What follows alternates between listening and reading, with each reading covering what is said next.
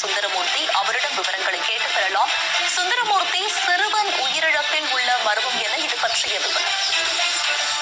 மயிலாடுதுறை மாவட்டம் மணல்மேடு காவல்துறைக்கு உட்பட்ட புறத்தங்காடு கிராமம் இருக்கு.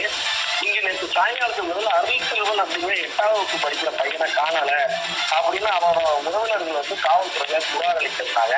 இந்த அருள் செல்வனோட சொந்த ஊர் கடலூர் மாவட்டம் காட்டுமன்னார் கோயில் அடுத்த விளாகம்ங்கிற கிராமத்தை சேர்ந்தவர். இவரோட தாய் சிறு வயதிலே இருந்ததுனால அவரோட தாத்தா கேசவ பெருமாள் அவர் புறத்தங்காடு கிராமத்தை சேர்ந்தவர். சின்ன குழந்தையிலிருந்து அருள் செல்வன் அவர் கொண்டு வளர்த்துட்டு இருக்காங்க. நேற்று சாயங்காலம் முதல்ல திடீர்னு அருள் செல்வனை காணலன்னு அவங்க உறவினர்கள்லாம் பக்கத்துல தேடி பார்த்தாங்க.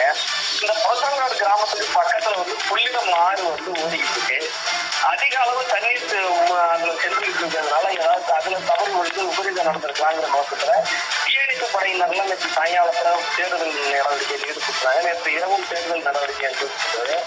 இந்நிலையில இன்று காலை இந்த புறத்தங்காடு கிராமத்துக்கு பக்கத்துல ராஜன் வாய்க்கால் அப்படிங்கிற வாய்க்கால் ஓடிட்டு அங்கெல்லாம் முள்காடு பகுதியில சிறுவன் தூக்கி தொங்கியபடி பிணமாக கண்டெடுக்கப்பட்டாரு.